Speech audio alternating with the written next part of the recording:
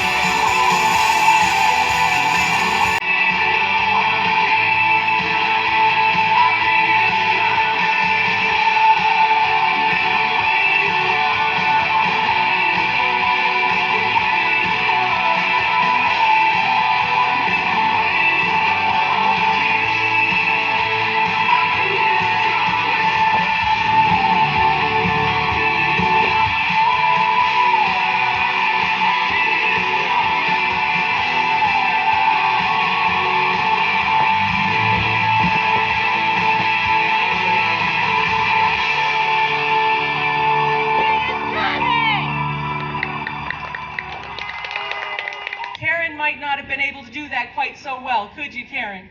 But she's been getting healthy, and she's been doing things to get herself stronger, and we're very thankful because she's up here doing things she couldn't do a year ago. So we thank God for that. She's an amazing woman, and actually on the end here is her sister, Linda. We have a family affair here, but she's with us. But at this time, actually I think Dina behind me is going to be handing out some bells. So if you want to ring a bell, raise your hand because she's coming. You have no choice. We'll be around, and I'm going to show you how you actually play the bells. It's very simple. All you need to do is know your colors. Listen, if you can tell red, green, blue, black, orange, then you're fine. Though I have to tell you, one of the red ones, I think it is, has a black dot. So that one's a little tricky. Red tape? Oh, on the red bell. But you're going to have a blast. It's fun. At the Kids Carnival, we had the children doing it. Oh my, it was so much fun. And actually, some of the songs you're going to do are the songs the children did at the Kids Carnival. So you're going to feel like a kid again. Though, I don't know, my child education teacher would have said you weren't kids, because kids are baby goats. So I guess you'd be a child again. But I think she even has Take Me Out to the Ball Game. Is that one of them, Dina? Yeah, Take Me Out to the Ball Game. So if you like baseball, that's a good one. I don't know about how many Yankee fans? Woohoo! Go, yeah, Yankees, they're good. You know, when I was in Massachusetts, if I asked that question, I'd be booed. Because there was no Yankees in Massachusetts, Red Sox all the way. So I came here and everybody said, yeah, Yankees are good. But, oh, we got more bells coming. What we're going to do today is I'm going to be holding up cards. As the music gets started, as soon as I'm ready to play the chords, I will hold a card up. And if you see your color, okay, all together, go, 1, 2, 3. That's good. Okay, perfect. Now when you don't see your color, okay, because it's going to switch, the cards will switch. But when you don't see your color, you just hold it still, okay?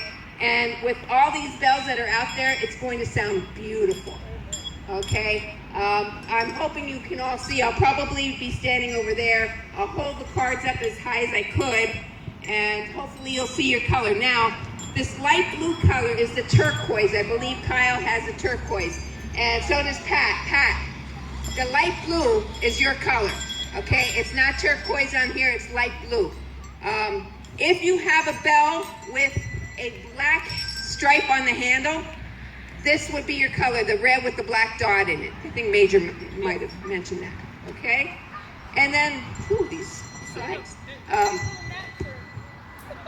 This is the purple, kind of is like fuchsia, okay, but that's purple. And all the rest of them are pretty much what they are, okay?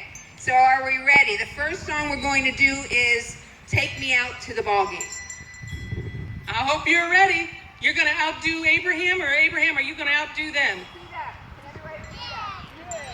You ready? I think we're ready.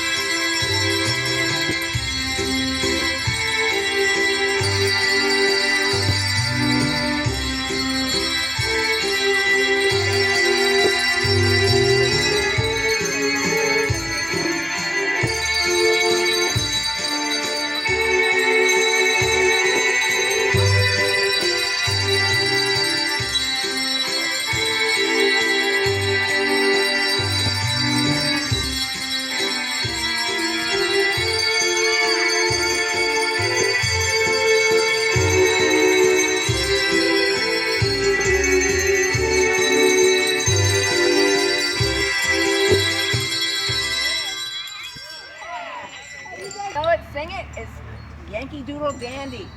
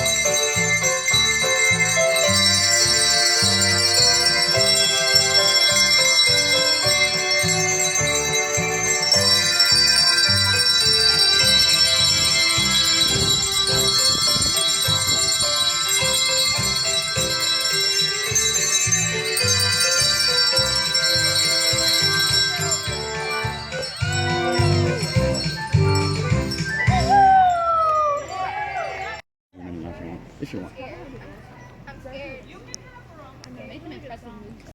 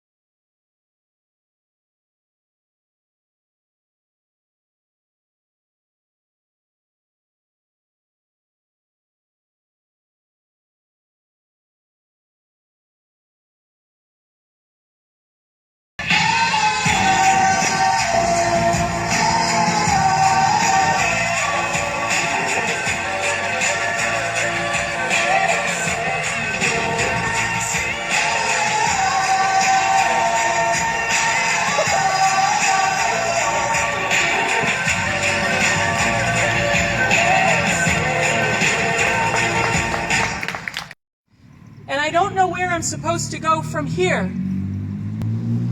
Oh, who are all of you? Why are you in my yard? Wow, I don't know if you've had a day like I've had today, but in case you don't know who I am, my name is Mary. And I'm not a mother. I'm not anybody special. But can I tell you a story about somebody that I met? Somebody who changed my life? Somebody that showed me that I was better than I thought I was. Because you see, my name is Mary Magdalene. Some of you may have heard of me. I wasn't exactly a perfect person. I did things I wasn't proud of. I had many relationships that I wasn't proud of. But one day I met this man. He called himself Jesus. And you know, there was something about him that was so different. Because when he looked at me, he didn't look at me like everybody else did. He didn't look at me with hate or anger, or he didn't look at me like I had a disease, and if you touched me, you'd catch it. Instead, he touched me. He put his hand on mine. And you know what? He told me that he loved me. He told me that I was special. And there was something about him that made me believe it. And I wanted to learn more. And so I followed this man named Jesus. I followed him and I learned from him. And you know, he did amazing things. One time I saw him heal a blind man. Another time I saw him go up to a leopard and touch him and tell him that he was healed. And he was.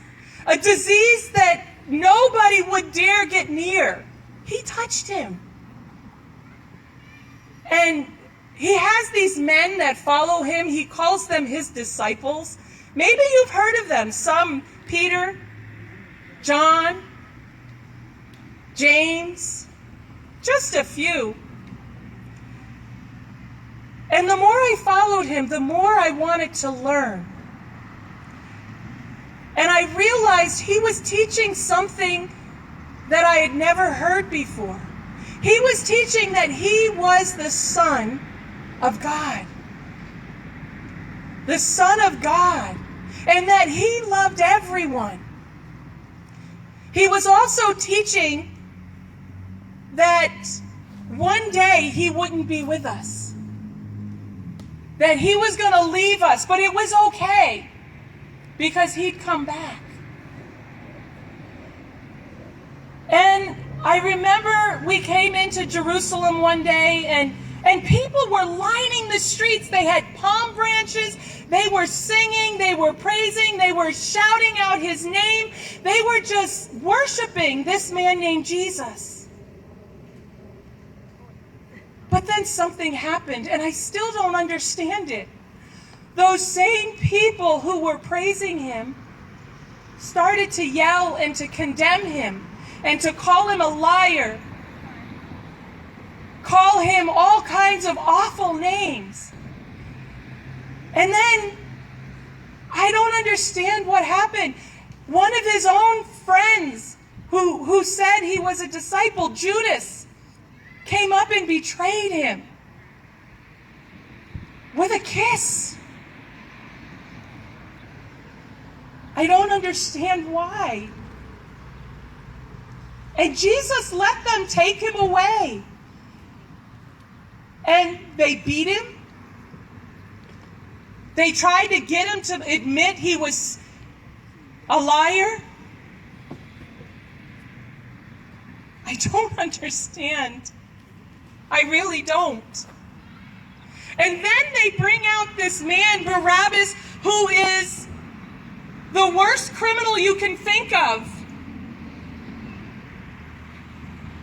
And they tell the people, you have Jesus and you have Barabbas. Who do you want us to free?